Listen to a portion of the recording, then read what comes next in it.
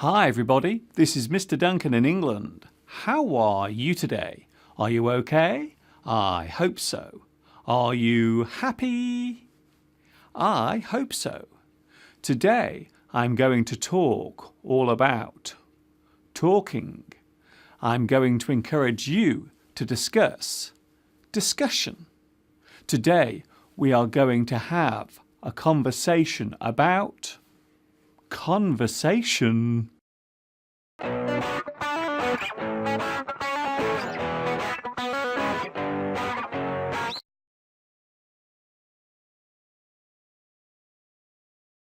The traditional act of conversation is the sharing of a subject or information verbally. Two or more people talk. They have a conversation. To converse is to talk. Your speech conveys a message. Your words have meaning. You are transferring information verbally. A conversation can be about anything, from a light topic such as the weather, right up to something very heavy like politics or religion. A heavy conversation can become heated, as normally opinions will be expressed. The topic of conversation can be light and pleasant, or heated and intense. We can chat and converse in many ways. We can talk over the phone. We can chat face to face, either in person or through the internet via a web camera. Non-verbal conversations use text. We write or type what we want to say. We can converse on a smartphone by sending text messages to each other. You can send an email to someone, or if you want, you can post a good old-fashioned letter. It might be a little slower than electronic mail, but it is still by far the most sincere way of letting someone you know that you care about them. The problem with text messaging is that sometimes a misunderstanding can occur. When it comes to expressing your deepest feelings, there is still no substitute for the spoken word. Many an argument has been ignited by a misunderstood text message or email. The thing you wanted to say might become lost in the seemingly cold and stark text.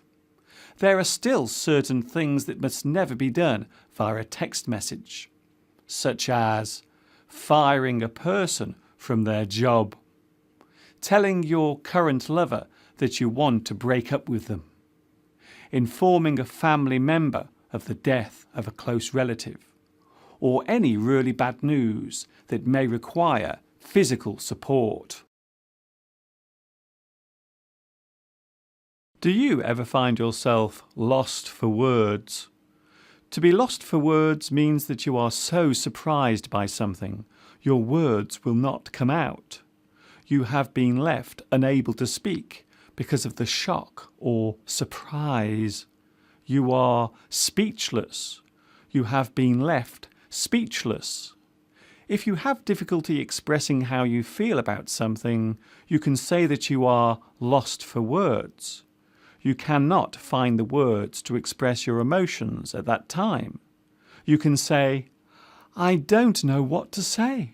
I'm speechless. I have no words to express my feelings. I'm speechless. I'm completely gobsmacked. Something that is shocking or surprising can be described as astonishing, stunning, overwhelming, jaw-dropping. You have been left speechless. You are without speech.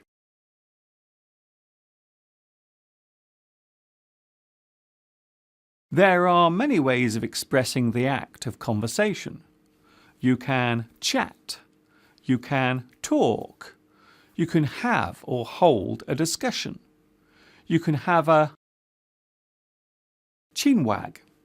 You might stop for a chit-chat You can natter for a while. You make polite conversation. Some people seem to have such a great way of expressing themselves verbally. They always know what to say. They are so eloquent and fluent. A person who talks confidently, with ease, can be described as having the gift of the gab. They are very persuasive. They use words in such a way that you cannot say no to them. It can also be used negatively to describe a person who talks too much. A person who keeps forcing their opinions onto others might be described as a loudmouth, a big mouth, a motor mouth, or a windbag.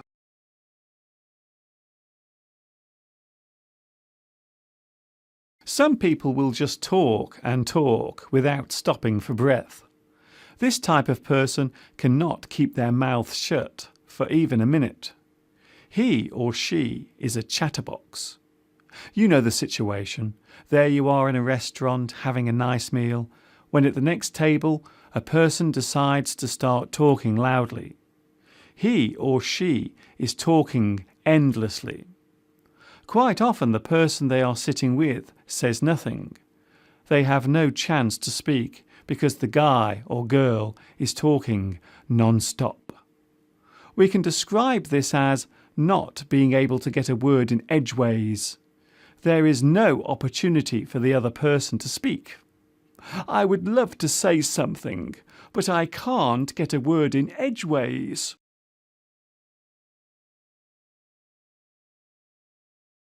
Have you ever been in this situation? Have you ever been with someone who would not stop talking? What did you do? Most people will just sit patiently and nod politely, when what they really want to do is punch them in the teeth.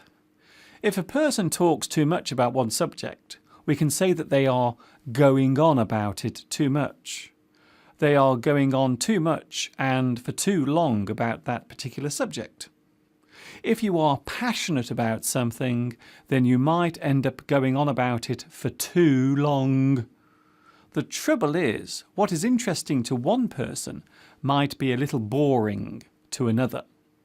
We can say in a very negative way that they are going on too much about it. The person is droning on. They will not change the topic of the conversation. There is a fine line between a scintillating conversation and a dull one. The secret of all conversation is knowing when to change the subject.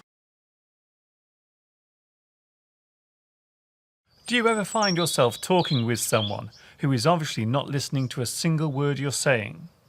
They are not hearing a word you say. Perhaps they have chosen not to listen. Maybe you are giving them some advice that they do not wish to hear. It feels as if you are talking to yourself. It's as if you are talking to a brick wall.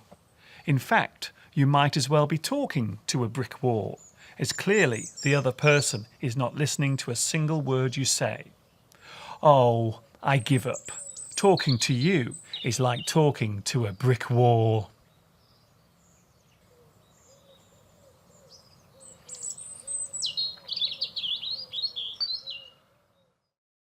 Of course, having a conversation and sharing information verbally is a great way of finding out things. There is absolutely nothing wrong with having a good old chinwag, but it is always best not to go on too much about one subject, as you run the risk of boring the other person to death. You can tell if a person is no longer interested in what you are saying by their body language. They will keep looking away from you. They will just nod without replying. They might have a pained expression on their face. The secret of all good conversation is knowing when to stop.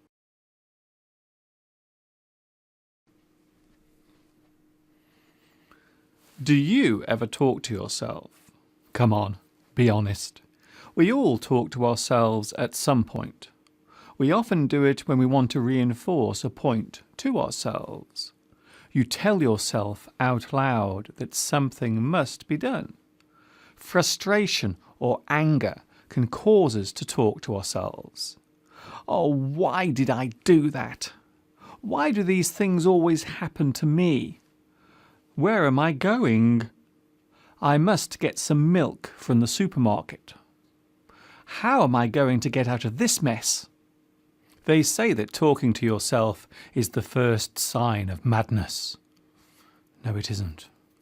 You stupid man. Yes, it is, I tell you. Oh, you never listen to me. Of course I listen to you. My precious.